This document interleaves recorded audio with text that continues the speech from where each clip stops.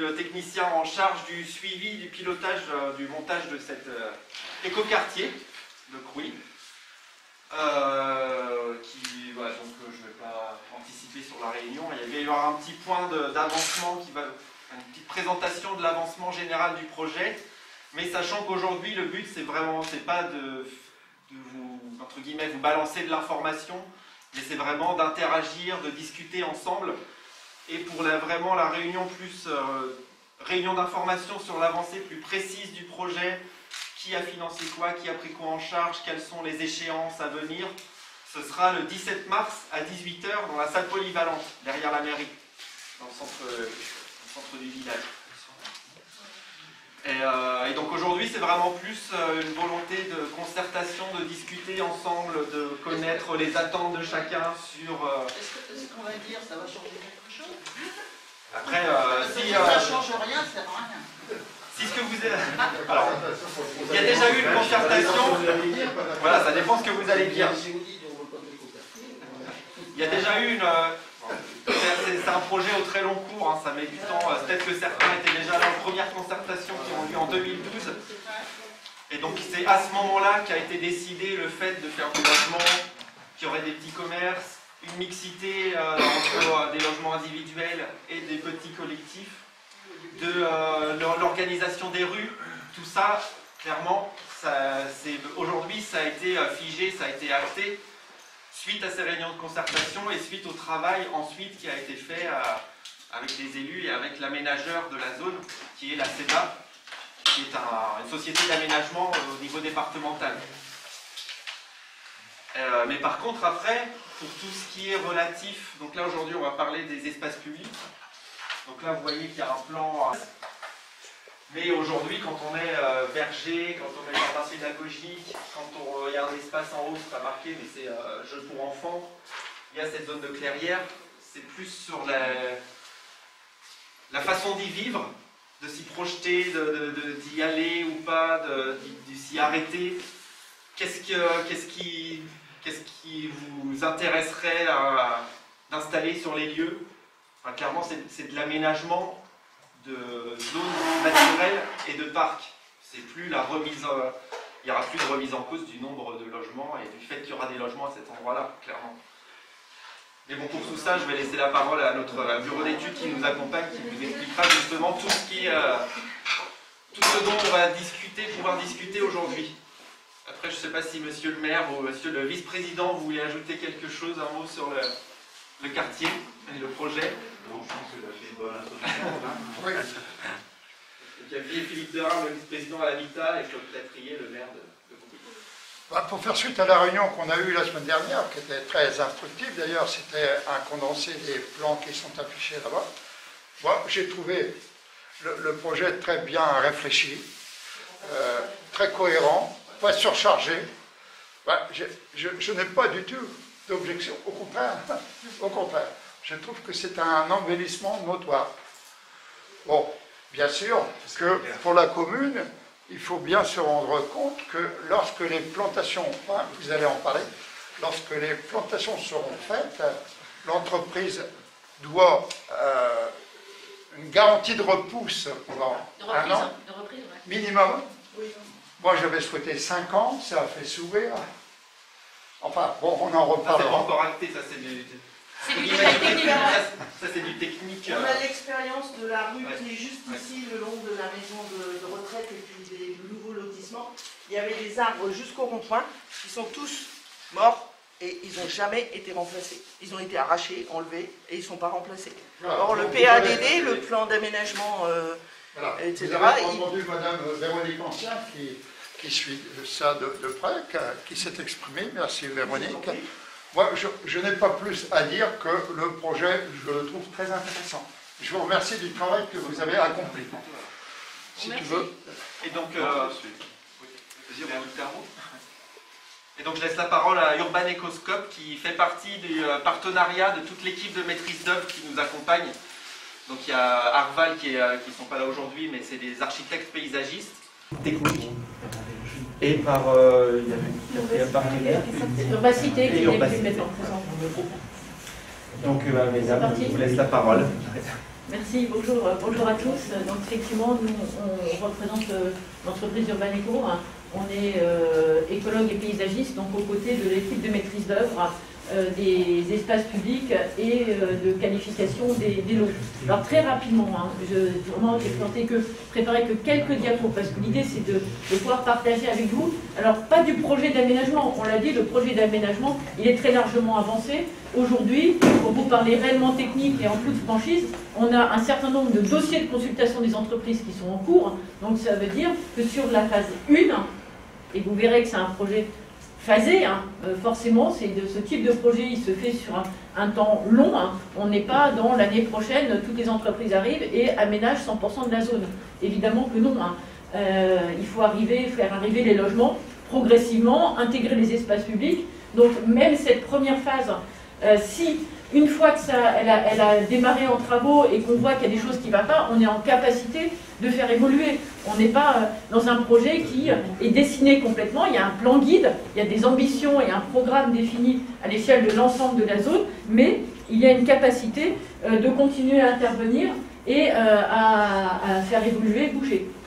Concernant les végétaux, alors je ne sais pas si ça peut vous rassurer, mais entre Arval et nous, on a une compétence importante. Nous, on est majoritairement écologues et paysagistes. Moi, je fais des espaces publics en tant qu'écologue depuis 25 ans, et j'ai peu d'arbres qui meurent, mais on les choisit bien, on les intègre au projet, et on vous écoutera sur le choix de ces végétaux, parce que, comme je viens de vous le dire, on n'est pas complètement abouti aujourd'hui, en tout cas pour toutes les phases 2, 3, 4, on est loin de l'aboutissement. Aujourd'hui, on est principalement en action sur 2 phases, la phase 1, et je vais vous montrer un plan de délimitation, et le bois de l'étang, qui est vraiment important parce qu'il fait pleinement partie du quartier, et entre le bois de l'étang, donc la partie sud avec les grands étangs et les espaces naturels, et le début du quartier aménagé, construit,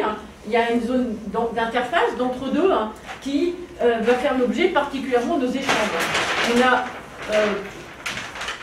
réfléchi à un certain nombre d'idées sur cette zone d'interface, mais c'est ouvert dans la discussion. Il nous semblait avoir besoin de quelques éléments de programmation, mais encore une fois, ce n'est pas des choses qui sont figées. Alors vous savez tous où se trouve le quartier, je suis désolée, c'est un peu petit, mais je crois que là je vous apprends rien. Alors peut-être juste un tout petit aparté, on est dans une labellisation écoquartier, parce que la collectivité et son aménageur souhaitent un quartier ambitieux. C'est pas simple de labelliser un écoquartier aujourd'hui sur une zone agricole. Vous avez tous entendu parler du zéro artificialisation nette. On ne construit plus normalement sur les espaces agricoles. C'est un projet qui a déjà pas mal d'années. Donc on a l'obligation d'avoir vraiment un quartier avec des qualités environnementales importantes pour rentrer dans cette labellisation. C'est aussi pour ça que c'est important d'échanger avec vous qui connaissez bien le territoire et qui allez participer dans la vie future de ce quartier de manière directe, parce que peut-être vos enfants, vos petits-enfants, vous-même aurez envie d'y habiter, ou de manière indirecte, parce que vous marcherez sur ces espaces publics. Pas sur le quartier. Ouais, c'est un truc qui a l'air très, très sophistiqué, mais tellement sophistiqué que...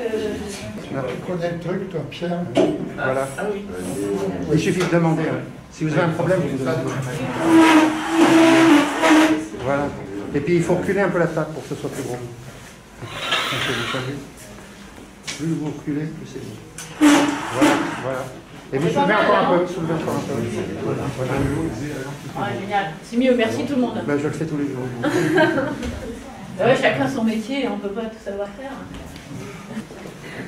Ce qu'on voit, et ce qui est vraiment important dans ce projet, ça a été de conserver les espaces qui présentent des enjeux environnementaux et écologiques forts. Et sur la partie qui est anciennement agricole, le développement d'un quartier avec les zones d'interface, donc qui sont vraiment très très importantes, dont on va discuter aujourd'hui, qui sont pour partie dans le projet actuel et pour partie encore à continuer à discuter. Alors quand même un tout petit rappel, parce que pour vous parler de cette zone des étangs et du parc qui est plus au nord, il faut se dire 2 mots sur la composition du futur quartier avec différents lots d'aménagement qui sont organisés autour de voiries qui sont internes au site et qui vont permettre de desservir l'ensemble des logements qui se situent à l'intérieur de ces différents lots. Avec des lots qui sont plus importants, des lots plus importants en volume et en structure urbaine, puisqu'ils viennent s'accrocher sur la route principale avec un petit pôle commercial, et des lots qui sont avec des maisons en bande, des maisons organisées ensemble à l'intérieur de ces espaces-là. Donc une certaine intensité de vie, plus aux abords de la voie, en espérant avoir des commerces qui se développent et qui permettent de participer à la vie de la commune, et un bâtiment un peu plus symbolique, emblématique, en entrée de ce quartier. Aujourd'hui, on va aller le voir, on va marcher ensemble, on est dans un espace très ouvert, avec une grande ouverture en entrée de quartier, où là où va être structuré et construit le bâti, et à l'arrière, l'espace qui nous intéresse particulièrement aujourd'hui, on a déjà une structure de végétale qui est forte, marquante. Alors là, j'essaie de vous parler de notre approche de paysage, de la façon dont on appréhende les espaces, et ces espaces boisés et denses sont peu appropriés aujourd'hui. Donc l'idée est d'avoir une entrée de quartier, donc c'est un peu avant-après, d'ici une petite dizaine d'années, on aura un quartier qui pourrait avoir cette allure en entrée, donc des bâtiments assez signifiants quand on passe à proximité, avec des parkings, des places de stationnement, des espaces plantés du bâti, et au pied de ce bâti, du commerce. C'est un quartier qui est en route, mais qui n'est que dans sa première phase de démarrage, puisque la première phase, elle est en vert. Donc une partie du grand parc central, qui est là-bas, une partie de logements, donc avec des logements collectifs et des logements individuels ou de maisons en bande. Donc on est sur un démarrage de projet qui vient déjà, et c'est vraiment la volonté, le souhait de la collectivité, faire le lien entre la nature, les espaces végétalisés, présents, importants, et un projet urbain qui se développera donc progressivement d'un phasage qui va se poursuivre au nord entre le rond-point et le long de la rue, puis une phase 3 qui vient coudre autour de cette phase 1 et cette phase 2, et les autres phases sont toujours 4, 5, 6 dans un plus long terme, sur une logique de plan guide, mais qui ont encore toute leur évolution au regard aussi de l'évolution de la vie, de la dynamique de la collectivité, puisqu'on fait des projets sur un long terme, mais en même temps, ni monsieur le maire, ni la CEDA, ni notre équipe ne sommes devant. On prédit, on programme, mais après on tient compte aussi de la dynamique de la vie de la population. À terme, l'objectif est d'avoir une construction de 400 logements environ, et donc sur un rythme de 20-25 logements par an, donc on est parti pour 15 à 20 ans de construction. Puisque c'est pour des questions de marché également une quinzaine d'années, quoi. Il fallait le préciser parce qu'une telle quantité de logements avec une population aussi forte, il faut que ça s'étale dans le temps, parce qu'il faut maîtriser l'extension. Oui. Ça me rassure. Non, c'est important d'avoir cette vision-là. Et avant de vous donner la parole, peut-être juste la dernière logique de conception, et c'est assez rare dans un projet, c'est une conception qui se fait progressivement sur les espaces qui sont déjà présents, et notamment sur le secteur du bois des étangs et cette zone d'interface. On aurait pu faire comme on fait un peu dans tous les quartiers, faire avec nos collègues d'Arval des beaux plans, des beaux schémas, et à un moment donné prendre une entreprise qui vient, qui fait des gros travaux lourds et on livre, on ouvre, on coupe le ruban. C'est pas la logique qui a été choisie, il a plutôt été réfléchi de voir comment ça vit, comment ça évolue et comment on peut, par des entretiens réguliers, avec des structures locales, des structures en insertion, on est en capacité de faire évoluer les espaces et de les aménager progressivement.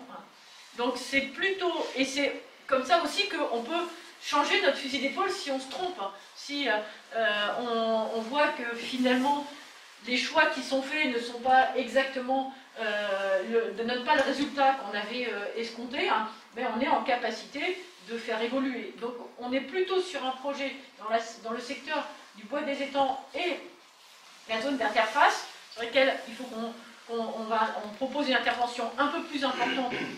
Mais ça, on peut complètement en discuter.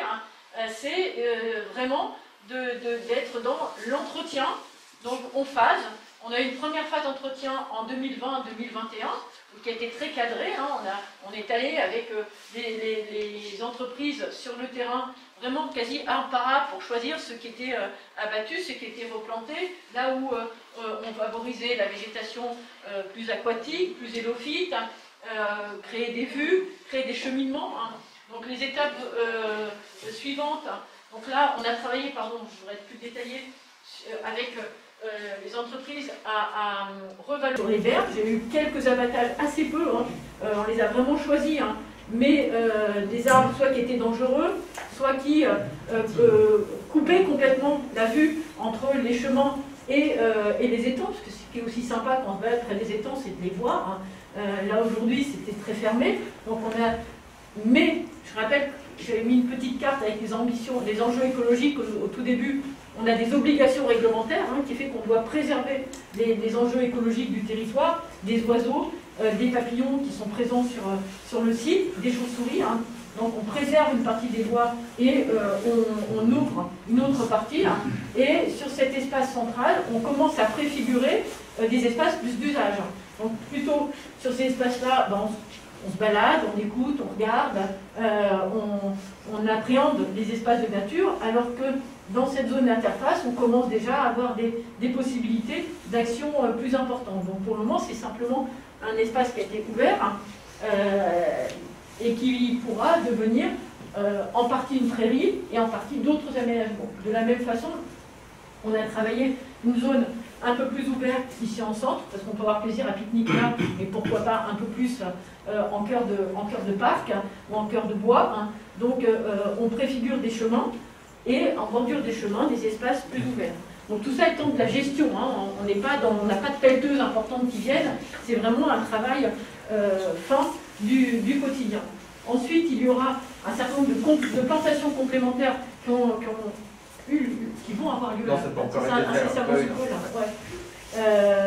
sur ce secteur-là, donc pour pouvoir compléter le boisement qui est un boisement en assez mauvais état et en amont ont été supprimés un certain nombre d'espèces invasives qui ont pris de la place et qu'on supprime pour pouvoir planter des végétaux mieux adaptés.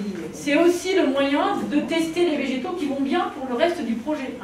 Donc comme on est en amont, on a des végétaux qui sont testés, on a une palette végétale qui a été définie, et s'ils reprennent bien, au vu de nos étés très chauds, de nos hivers pas très chauds ou pas très froids, pardon, plutôt, qui finalement font que les arbres commencent à bourgeonner des fois en janvier ou rebourgeonnent en novembre. Donc on est sur une complexité en fait dans les plantations aujourd'hui, et ça nous permet d'être sur des espaces plus de tests et d'essais en fait.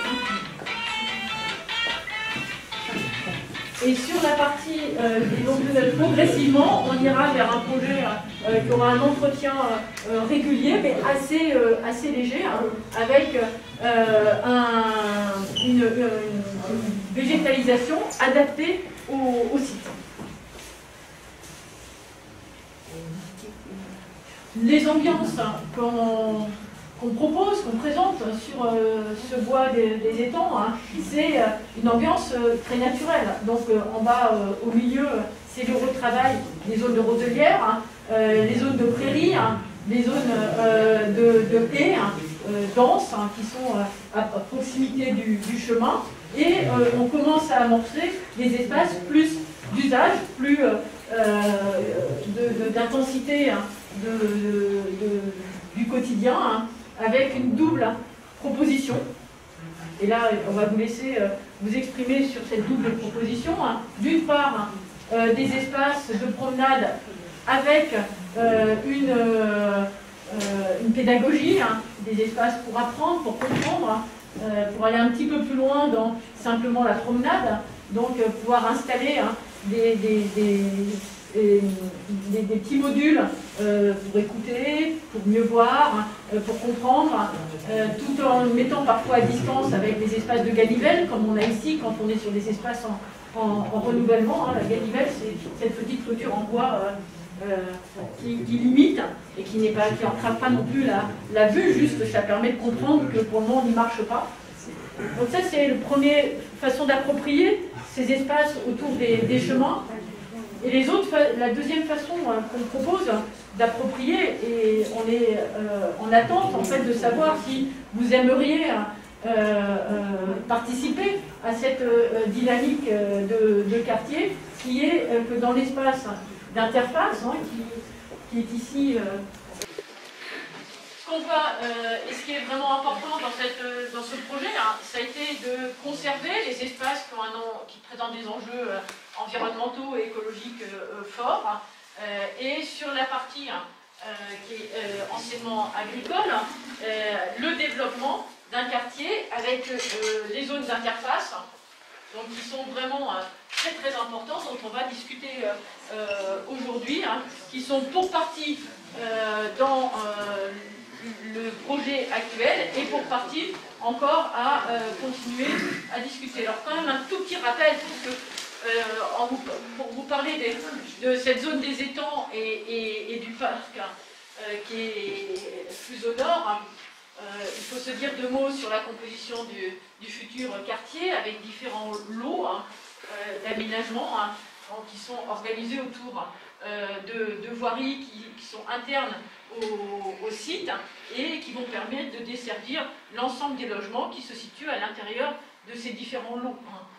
Avec des lots qui sont plus importants, des lots plus importants en volume et en structure urbaine, puisqu'ils viennent s'accrocher sur la route principale avec un petit pôle commercial, et des lots qui sont avec des maisons en bande, des maisons organisées ensemble à l'intérieur de ces espaces-là, donc une certaine intensité de vie, plus aux abords de la voie, en espérant avoir des commerces qui se développent et qui permettent de participer à la vie de la commune, et un bâtiment un peu plus symbolique, emblématique, en entrée de ce quartier. Aujourd'hui, on va aller le voir, on va marcher ensemble, on est dans un espace très ouvert, avec une grande ouverture en entrée de quartier, où là où va être structuré et construit le bâti, et à l'arrière, l'espace qui nous intéresse particulièrement aujourd'hui, on a déjà une structure de végétale qui est forte par contre. Alors là j'essaie de vous parler de notre approche de paysage, de la façon dont on appréhende les espaces, et ces espaces boisés et denses sont peu appropriés aujourd'hui. Donc l'idée est d'avoir une entrée de quartier, donc c'est un peu avant-après, d'ici une petite dizaine d'années, on aura un quartier qui pourrait avoir cette allure en entrée, donc des bâtiments assez signifiants quand on passe à proximité, avec des parkings, des places de stationnement, des espaces plantés, du bâti, et au pied de ce bâti, du commerce. C'est un quartier qui est en route, mais qui n'est que dans sa première phase de démarrage, puisque la première phase, elle est en vert. Donc, une partie du grand parc central, qui est là-bas, une partie de logements, donc avec des logements collectifs et des logements individuels ou de maisons en bande. Donc on est sur un démarrage de projet qui vient déjà, et c'est vraiment la volonté, le souhait de la collectivité, faire le lien entre la nature, les espaces végétalisés, présents, importants, et un projet urbain qui se développera donc progressivement d'un phasage qui va se poursuivre au nord entre le rond-point et le long de la rue, puis une phase 3 qui vient coudre autour de cette phase 1 et cette phase 2, et les autres phases sont toujours 4, 5, 6, dans un plus long terme, sur une logique de plan guide, mais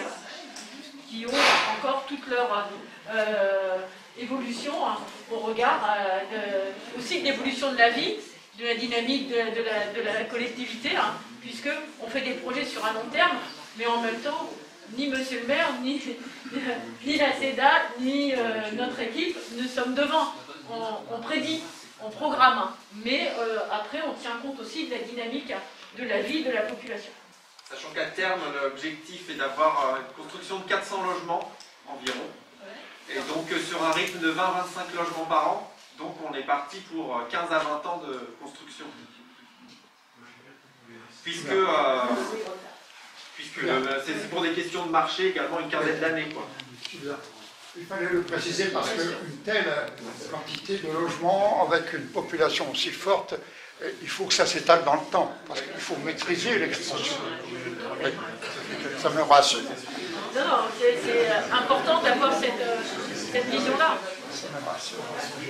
Et avant de vous donner la parole, peut-être juste la dernière logique de conception, et c'est assez rare dans un projet, c'est une conception qui se fait progressivement sur les espaces qui sont déjà présents, et notamment sur le secteur du bois des étangs et cette zone d'interface. On aurait pu faire, comme on fait un peu dans tous les quartiers, faire avec nos collègues d'Arval des beaux plans, des beaux schémas, et à un moment donné, prendre une entreprise qui vient, qui fait des gros travaux lourds, et on livre, on ouvre, on coupe le ruban. C'est pas la logique qui a été choisie, il a plutôt été réfléchi de voir comment ça vit, comment ça évolue, et comment on peut, par des entretiens réguliers, avec des structures locales, des structures en insertion, on est en capacité de faire évoluer les espaces et de les aménager progressivement. Donc c'est plutôt, et c'est comme ça aussi qu'on peut changer notre fusil d'épaule si on se trompe, si on voit que finalement les choix qui sont faits ne sont pas exactement, ne donnent pas le résultat qu'on avait escompté, mais on est en capacité de faire évoluer. Donc on est plutôt sur un projet dans le secteur du bois des étangs et la zone d'interface, sur laquelle il faut qu'on propose une intervention un peu plus importante, mais ça on peut complètement en discuter, c'est vraiment d'être dans l'entretien, donc on phase. On a eu une première phase d'entretien en 2020-2021 qui a été très cadrée. On est allé avec les entreprises sur le terrain vraiment quasi un par un pour choisir ce qui était abattu, ce qui était replanté, là où on favorisait la végétation plus aquatique, plus hélophyte, créer des vues, créer des cheminements. Donc les étapes suivantes, donc là on a travaillé, pardon, je voudrais être plus détaillé, avec les entreprises à revaloriser les boisements qui sont sur les berges. Il y a eu quelques abattages, assez peu, on les a vraiment choisis, mais des arbres soit qui étaient dangereux, soit qui coupaient complètement la vue entre les chemins et les étangs, parce que ce qui est aussi sympa quand on se balade près des étangs, c'est de les voir. Là aujourd'hui c'était très fermé, donc mais je rappelle, j'avais mis une petite carte avec les ambitions, les enjeux écologiques au tout début. On a des obligations réglementaires qui fait qu'on doit préserver les enjeux écologiques du territoire, des oiseaux, des papillons qui sont présents sur le site, des chauves-souris. Donc on préserve une partie des bois et on ouvre une autre partie. Et sur cet espace central, on commence à préfigurer des espaces plus d'usage.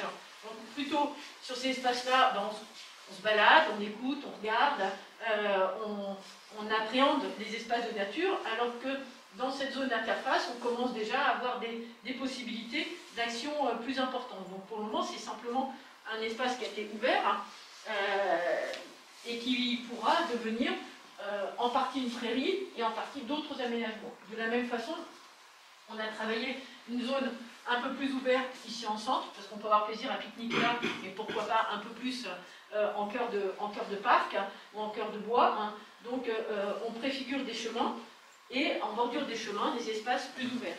Donc tout ça étant de la gestion, hein. On n'a pas de pelleteuses importantes qui viennent, c'est vraiment un travail fin du quotidien. Ensuite, il y aura un certain nombre de plantations complémentaires qui vont avoir lieu incessamment sous peu, là. Ouais.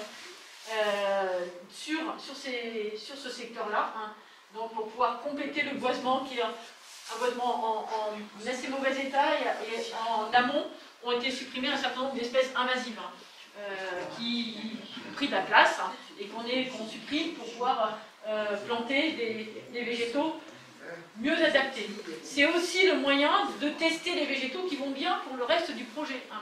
Donc comme on est en amont, on a des végétaux qui sont testés, on a une palette végétale qui a été définie et s'ils reprennent bien, au vu de nos étés très chauds, de nos hivers pas très chauds ou pas très froids, pardon plutôt, qui finalement font que les arbres commencent à bourgeonner des fois en janvier ou rebourgeonnent en novembre. Donc on est sur une complexité en fait dans les plantations aujourd'hui et ça nous permet d'être sur des espaces plus de tests et d'essais en fait.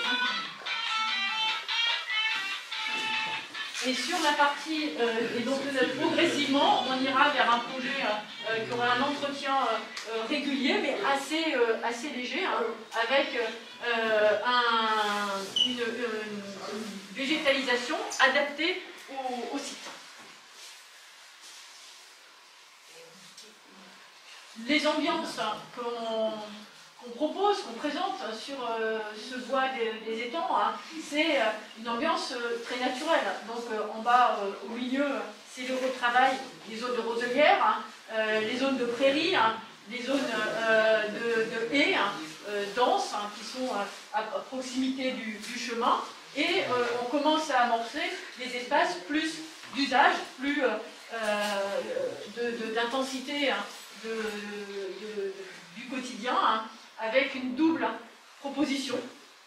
Et là, on va vous laisser vous exprimer sur cette double proposition. Hein. D'une part, des espaces de promenade avec une pédagogie, hein, des espaces pour apprendre, pour comprendre, pour aller un petit peu plus loin dans simplement la promenade, donc pouvoir installer hein, des petits modules pour écouter, pour mieux voir, pour comprendre, tout en mettant parfois à distance avec des espaces de ganivelle, comme on a ici quand on est sur des espaces en renouvellement. Hein. La ganivelle, c'est cette petite clôture en bois qui limite et qui n'entrave pas non plus la vue, juste que ça permet de comprendre que pour le moment on n'y marche pas. Donc ça c'est la première façon d'approprier ces espaces autour des chemins. Et les autres, la deuxième façon qu'on propose d'approprier, et on est en attente en fait de savoir si vous aimeriez participer à cette dynamique de quartier, qui est que dans l'espace d'interface, hein, qui est ici, les logements qui vont se développer, hein, le parc et le bois des étangs, hein, c'est d'avoir un espace de pique-nique, un espace de berger hein, et un espace de jardins familiaux, jardins collectifs, qui serait offert aux habitants qui n'ont pas de jardin ou qui au contraire ont un jardin personnel mais ont plaisir à venir partager, à jardiner avec les autres. Donc des espaces plus aménagés, plus structurés, hein, qui sont aujourd'hui dans des pratiques assez classiques, mais sur lesquelles on est intéressé pour vous entendre, peut-être nous parler plus de la dynamique des associations qui pourraient venir aider à entretenir. L'idée, c'est pas que la collectivité prenne la main de tout le monde, mais qu'au contraire, il y ait des gens qui puissent venir entretenir. Pas seulement ceux qui sont déjà là. Mais peut-être qu'il y a déjà des structures qui existent, qui peuvent aider. Ah oui, non mais d'accord. Et ça, il y en a aujourd'hui, vous pensez qu'il pourrait y avoir une impulsion? Il y a quelqu'un d'entre vous qui aimerait aller jardiner là-bas un jour peut-être?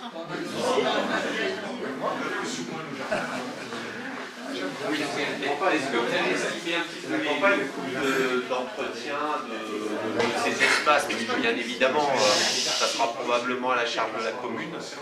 Donc, on parlait quand même de 2,5 hectares, donc il y a quand même pas mal de travail. Soit il y a des arbres de taille ou choses comme ça.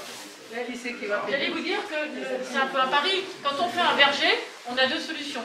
On connaît bien avec Camille, parce qu'on a longtemps, Camille encore très investi sur un projet comme celui-là, là à côté de là où on habite, il y a un vaste parc avec des vergers. On sait que c'est pas évident que les gens aillent entretenir un verger, c'est un savoir-faire entretenir un verger. Donc ça veut dire qu'il faut qu'il y ait des associations qui s'engagent, se forment. Autrement, c'est la collectivité qui va gérer, ou autrement, il n'y aura pas de fruits. Parce que si on ne taille pas un arbre fruitier, ben, à un moment donné, on n'a plus de fruits. Alors pourquoi pas? Ça peut être un arbre d'ornement, ça peut devenir un arbre sympa sur lequel on va prendre, on va pique-niquer ou se balader. Mais si on veut qu'il y ait des fruits, qu'on fasse la confiture, il faut entretenir le verger. Donc il faut des gens qui soient motivés. Et les nouveaux habitants, on le sait, hein, au début, quand tu arrives, tu es nouvel habitant, tu as plein d'autres choses à faire que de t'occuper des espaces collectifs. Donc il faut un peu faire prendre la mayonnaise, j'allais dire, amorcer un peu le système pour que ça existe. Alors ça peut être amorcé par la collectivité, mais ça peut aussi être amorcé par des collectifs d'habitants, et ça permet aussi, et c'est ça qui nous paraît important, qu'on se connaisse, les nouveaux habitants du quartier, et vous qui êtes là je suppose depuis quelque temps déjà, et qui connaissez bien la ville, ben, c'est un moment où on se parle. Quand on jardine, quand on cueille, quand on taille, on se parle. On s'explique la vie et la ville. Donc c'est des vrais lieux de vie commun, quoi. Et par rapport à la question du coût que vous posiez, tout ce qui est relatif à l'investissement, donc à la construction, à l'aménagement, ce sera pris en charge par Grand Soissons Agglomération, qui est l'aménageur, le maître d'ouvrage de ce projet, en lien avec la CEDA, son aménageur. Donc tout ce qui relève de l'aménagement, la construction, l'organisation des jardins familiaux, mais leur organisation pourra voir justement avec les collectifs comment on les organise. Mais en tout cas, une fois qu'aura été décidée l'organisation interne, le découpage, le positionnement des cabanes, donc à voir aussi à mettre en discussion les types de cabanes éventuellement qu'on va y construire, des abris de jardin. Donc tout ça, la plantation des arbres, tout ce qui relève de la construction initiale, de l'investissement, c'est vraiment à la charge de l'aménageur. Mais l'idée, et si on mobilise les habitants, c'est qu'une fois que c'est livré, les collectifs soient constitués et soient prêts aussi à être ouverts et à accueillir les nouveaux habitants qui vont arriver dans les 15 prochaines années pour s'occuper de l'entretien. Et après, ce sera à voir avec la commune, avec l'agglo, s'il y a des semences qui peuvent être achetées ponctuellement, et sinon, donc les coûts qui relèvent vraiment de la gestion au quotidien, ça relèvera des collectifs, mais après à voir s'il y aura un partenariat avec la commune ou l'agglo est tout à fait possible. Si c'est pour acheter quelques ustensiles par an et des semences, je pense que c'est envisageable. C'est à discuter. C'est pour ça qu'on a fait ce travail. Le travail qu'on a fait sur le bois des étangs avec une association, une entreprise d'insertion, c'est aussi de montrer qu'on peut avoir des espaces gérés à des coûts raisonnables, de manière relativement légère. On n'est pas sur de la gestion intensive, on est vraiment sur des gestions très extensives. Et c'est pour être dans des coûts raisonnables en tant que collectivité, il faut accepter cet aspect esthétique qui n'est pas que la prairie avec l'aire de pique-nique, ce soit sur 2 hectares une tondeuse qui toutes les semaines ou tous les 15 jours vient tondre, mais qu'on a des espaces qui sont tondus pour pouvoir s'asseoir et pique-niquer, des espaces plus ouverts, un peu comme dans la photo en bas à gauche, où on a une herbe plus haute, qui n'est entretenue que par fauchage une fois par an. Donc c'est aussi cette logique d'une gestion qu'on appelle différenciée, qui ne donne pas l'esthétique qu'on peut avoir classiquement dans un jardin à la française. On est plutôt dans du jardin à l'anglaise, dans une certaine nature plus sauvage. qui, au vu des surfaces importantes, et c'est une gestion nécessaire. On ne peut pas se permettre, dans tant d'hectares, de couper à ras. Et puis, on est un peu là pour préserver la biodiversité aussi. Si ce quartier n'a pas un peu de nature, c'est dommage. Allez-y, monsieur. Et parallèlement à votre idée d'aménagement, les habitations, est-ce qu'il a été fait une étude pour savoir quel type de public, sur les premières habitations mises en place, quel type de public allait être partagé ces espaces-là? Parce qu'en fait, ça a une très grande importance dans la poussée de l'aménagement. Les publics qui sont là vont avoir un rôle très important à jouer. Et donc, est-ce que vous en avez fait un peu On peut seulement le présupposer par rapport au type de logement qui va être mis en vente. En tout cas, ce que je peux vous dire, c'est que dans la première phase, il y aura environ 70-80 logements qui vont être construits. Et donc, la deuxième phase va démarrer dans 3-4 ans. Donc, on est sur ce rythme de 20-25 logements livrés par an.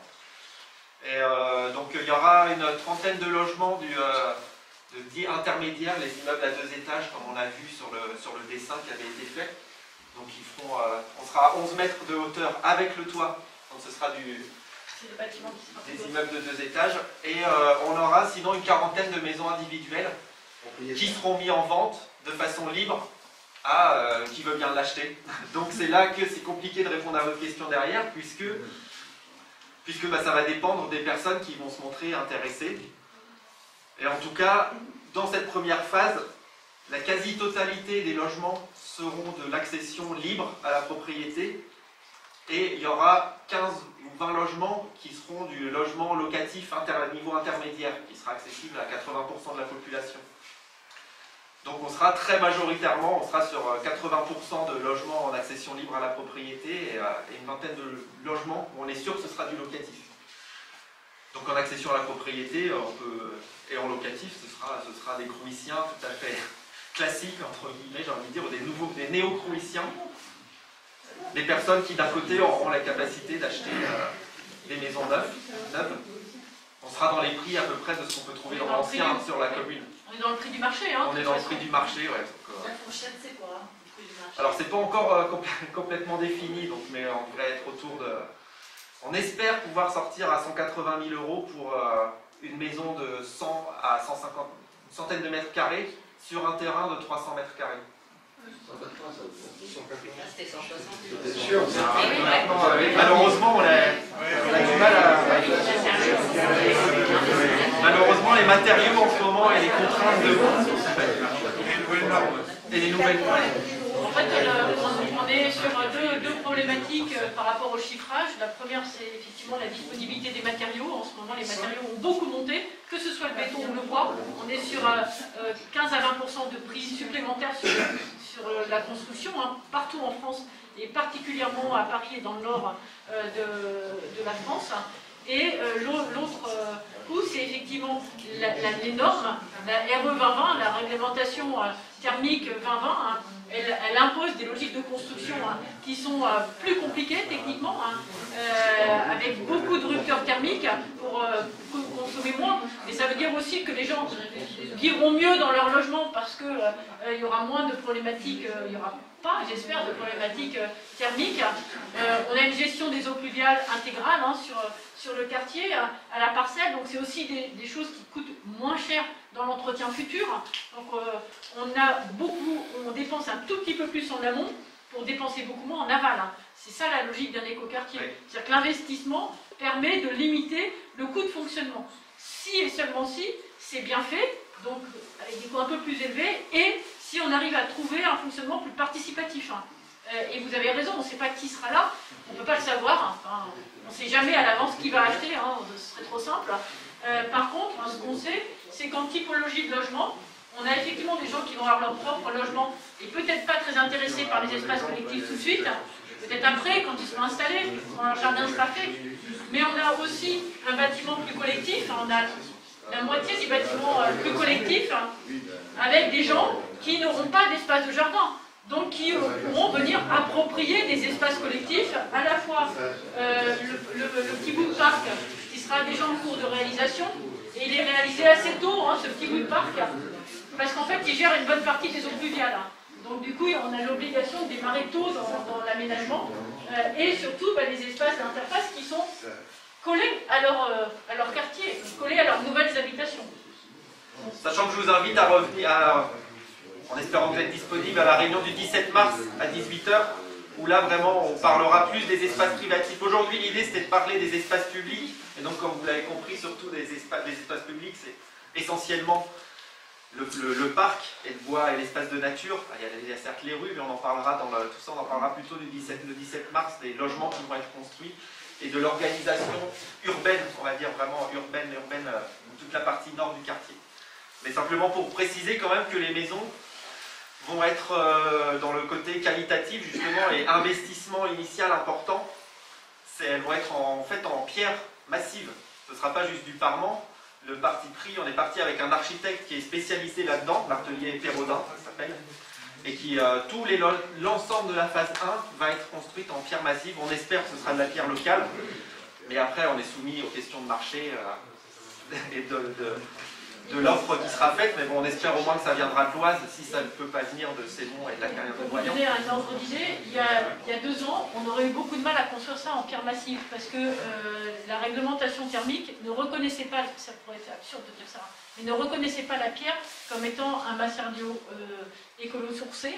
On disait biosourcé à l'époque, maintenant on dit aussi bio-géosourcé, puisque bio, ça faisait référence qu'à des matériaux de type bois.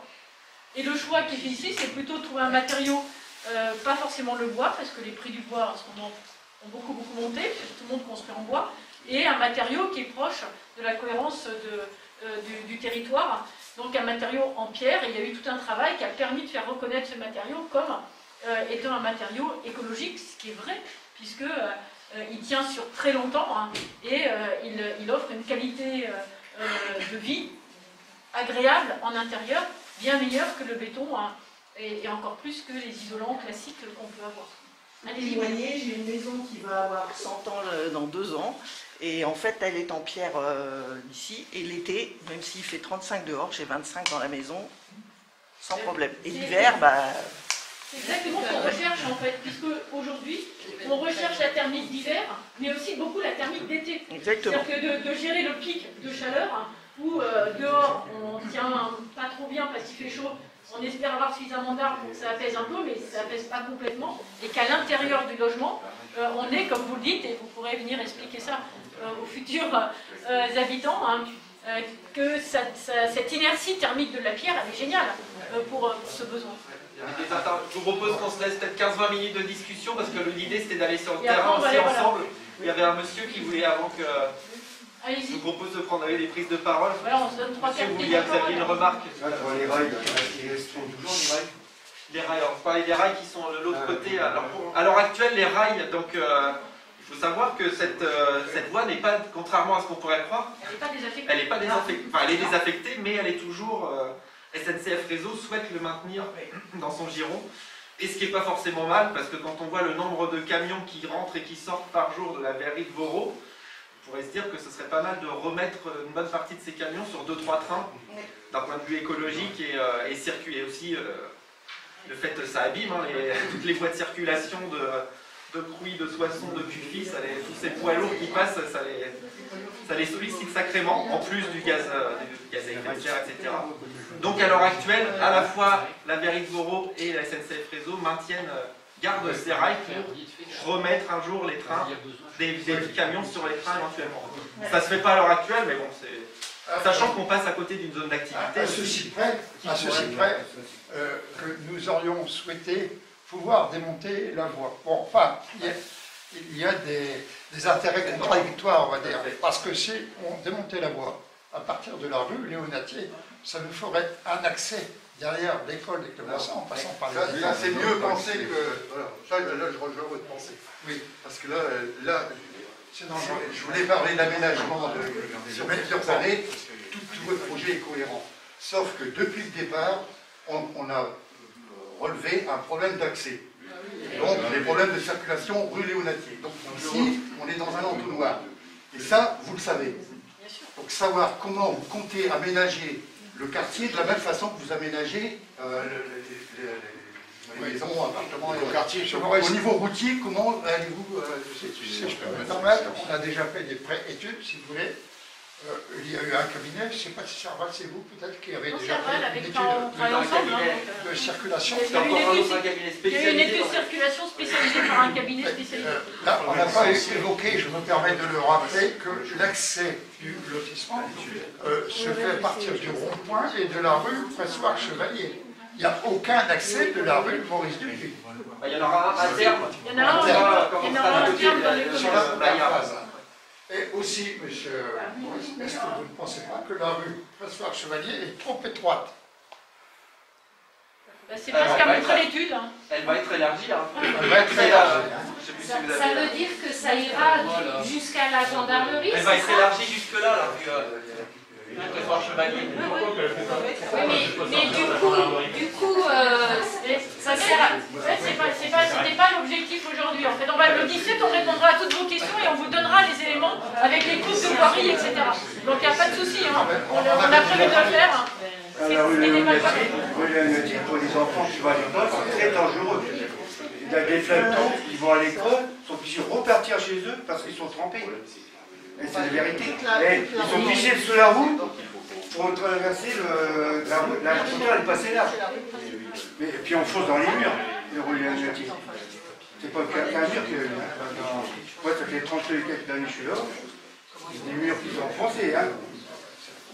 Et non, vous avez déjà entendu il y a 2 ans sur la réunion publique à laquelle moi j'avais participé. On a ces informations-là. On est en discussion avec la SNCF. La SNCF, c'est compliqué. On va faire des parcs pour les gosses, etc. Pour les protéger sur les enfants. Il faut déjà les protéger. S'ils sont aussi les gosses qui vivent comme ça, ils en profiteront pas, les gosses. Il y a beaucoup de poussettes qui sont sur la route, qui serviront pour ce soir. Il y a des gosses qui coulent. Mais on va y aller. Peut-être on va pas tous parler en même temps. Comment c'est comme dans une salle de classe. Normalement, ça fait trop de bruit. On est dans une salle de classe. Vous voyez, les enseignants, quand ça monte comme ça, là, ça va vite. Hein. L'acoustique est dure dans les salles de classe. Peut-être, si vous avez sur la circulation, promis, juré, lors de la prochaine réunion avec l'architecte urbaniste, on reparlera de ces problématiques. Pour quand même le 17 mars à 18h. Il faut que vous ayez en tête derrière la mairie que notre interlocuteur pour le pont, c'est la SNCF, et que pour le moment, il n'y a pas de volonté de la SNCF de faire évoluer ce pont. Les discussions sont très compliquées avec la SNCF. Pas seulement sur ce pont, de manière générale, et là, pour le moment, on a une fin de non-recevoir. Donc, on peut avoir un aménagement. Exactement. Parce qu'il faut habiter plus Maurice. L'idée, c'est pas de l'agrandir, c'est de sécuriser la circulation piéton. La circulation douce. C'est ça l'objectif. Et de faciliter l'accès dans ces zones-là. On est complètement d'accord. C'est des zones de vie.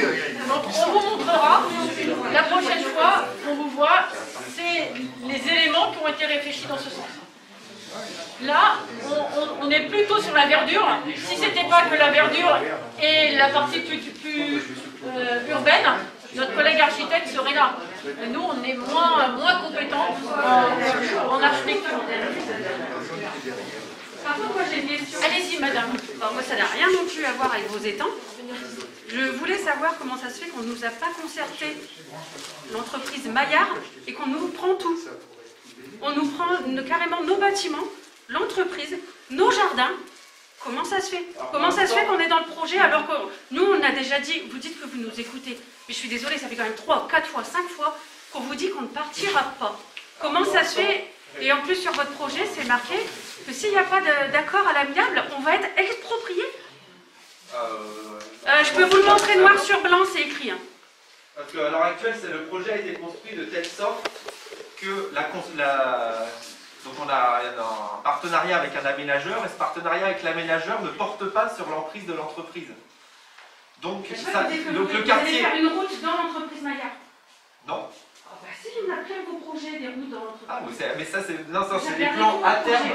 Voilà, donc... À terme, oui, mais à terme, on sera encore là, monsieur. à terme. Mais si vous êtes encore là, le projet a été construit de telle manière à ce jour que on s'arrête à la phase survie en plan de phasage. Parce qu'on travaille quand même pour l'environnement, vous savez qu'on fait du recyclage. Le recyclage, c'est l'environnement. Voilà, on voit qu'elle est en... Toute l'emprise de l'entreprise, elle est en grisé parce qu'elle est en phase hypothétique dans le futur si on a ici, il y a un terrain qui a été trouvé pour réimplanter l'entreprise ailleurs sur le territoire à proximité. Ah ouais, il va falloir trouver. On est d'accord que ce sera très compliqué. Malheureusement, oui. Mais le quartier, pour l'instant, le projet il a été fait de telle manière que ça s'arrête. C'est emprise de l'entreprise non comprise. Et peut-être, mais on se projette quand même sur l'ensemble. Parce notre garage où il y a notre voiture, tout ça, vous prenez notre garage, vous prenez tout là. Ah bah oui, on le voit bien là. En fait, c'est une réflexion à très long terme. C'est pas Oui, mais même à très long terme, madame. Nous, c'est la 4e génération. On vient même de prendre notre fils qui compte bien faire la 5e génération. Et donc, eh ben alors, après on va où nous? Et on compte garder nos bâtiments, on compte quand même garder nos jardins, on fait du jardin. Vous voyez, ça c'est du verre aussi. Hein. Et ben, même nos jardins, on veut construire dedans. Je comprends pas tout. Pourquoi vous ne faites pas les croquis sans l'entreprise Maillard? C'est pour dire aux gens, vous pouvez acheter, parce que s'il y a l'entreprise Maillard, ils n'achèteront pas les maisons à côté.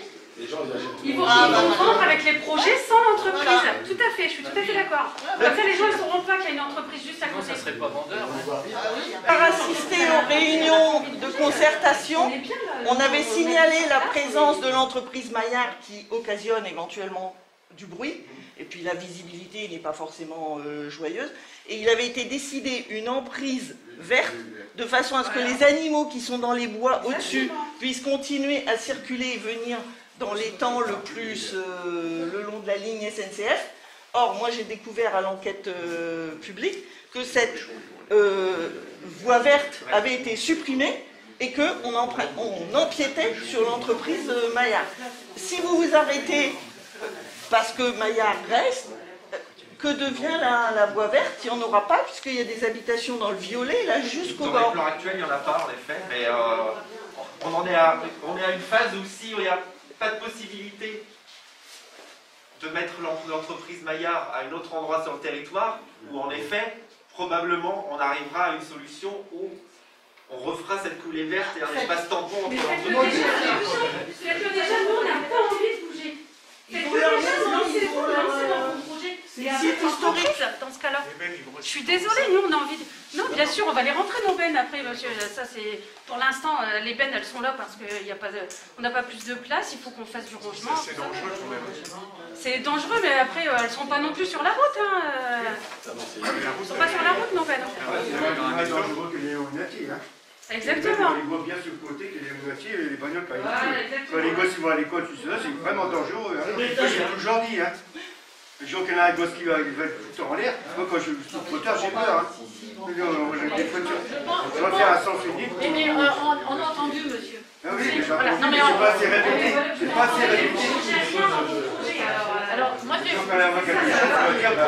que je peux vous expliquer? Peut-être, je peux vous expliquer pourquoi aujourd'hui les plans n'ont pas changé.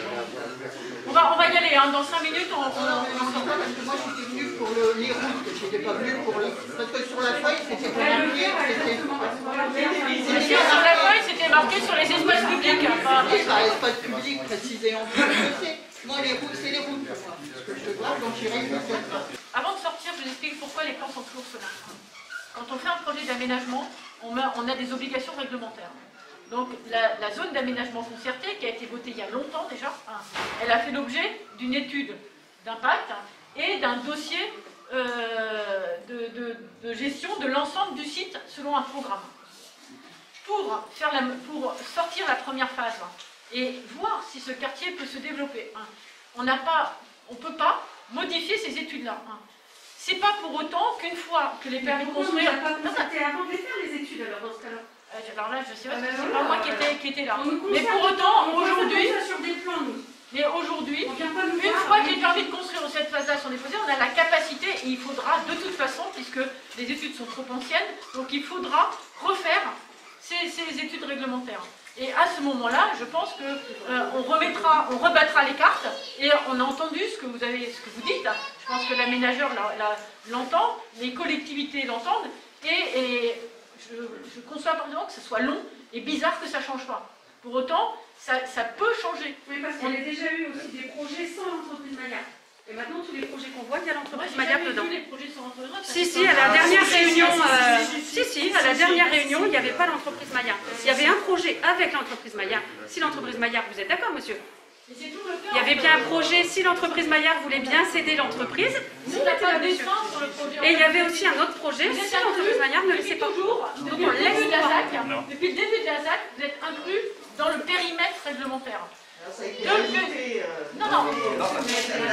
Attendez, j'ai pas fini ma phrase. Pour autant, il n'y a pas de dessin de projet. D'ailleurs, vous le voyez, il n'y a pas de dessin de projet d'aménagement sur votre parcelle. Pour les raisons. C'est ça, alors actuel.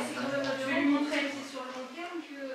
Oui, il y a eu des dessins, il y en a eu, hein, mais ça a été... il y en a pas. Il y en a eu, mais là vous le voyez qu'il n'y en a pas des dessins. Suite à ce que vous aviez dit. Regardez, tout est construit là, tout ça là.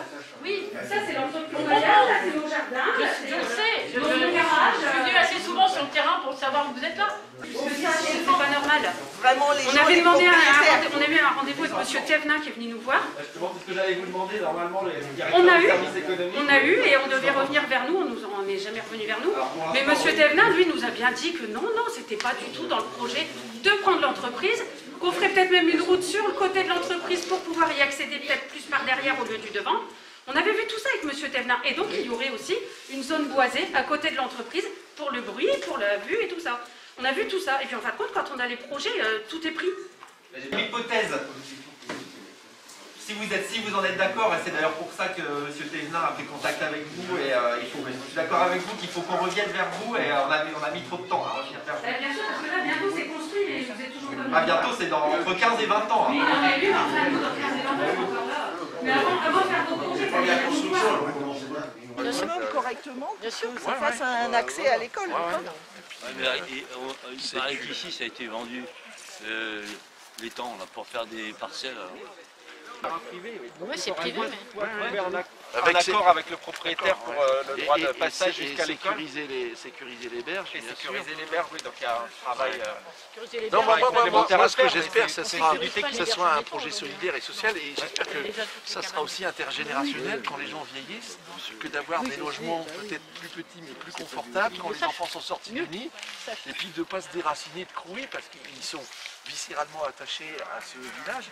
Et quand ils ont des grandes maisons inchauffables avec, je te disais tout à l'heure, une baignoire sabot qui va vers le col du fémur et vers la perte d'autonomie, ça peut être aussi, j'espère, intégré dans cette idée d'une solidarité à travers nos valeurs républicaines. Donc voilà, après si c'est biosourcé et que ça soit évidemment mieux isolé et puis respectueux de l'environnement dans les enjeux de transition écologique que nous avons, ok. Après, il faut que ça réponde quand même aux inquiétudes des riverains sur l'augmentation du trafic, sur le mélange intergénérationnel et pas ghettoisé, parce que les gens ils ne veulent pas que ça soit effectivement un lieu d'incivilité, etc. C'est normal, c'est complètement légitime. Voilà. Mais bon, je sais que les uns et les autres, vous avez trouvé le bon cheminement pour ce projet qui date depuis 10 ans. C'est la vie du projet. Nous, on fait du projet le mieux possible pour les futurs habitants et les habitants en place. Après, l'incivilité, c'est les habitants eux-mêmes. Mais c'est vrai qu'on a connu des urbanismes... C'est pas l'aménageur. On a connu... Non, mais on a connu des urbanismes d'il y a des années 70, que le vieillissement de notre population fait que les urbanistes et les architectes, ils ont je trouve qu'ils ont, au-delà d'une responsabilité, c'est une éthique que vous avez et qu'on doit tous avoir, c'est le respect de la dignité de la personne passe aussi sur un habitat adapté. Et pas seulement l'habitat, les espaces publics permettent aux gens d'aller de chez eux à la boulangerie. Oui, tout à fait. Notre société le combat pour avoir un commerce dans un quartier, c'est énorme. Et bon, j'arrête de prendre la parole, mais notre société se grandit si elle est soucieuse des fragilités des uns et des autres. Et c'est comme ça qu'on fait société. Et donc moi ce projet-là, moi ce que j'attends c'est cette orientation éthique. Elle y est, puisque c'est la programmation, mais la programmation ne suffit pas à faire un beau quartier. Il faut qu'elle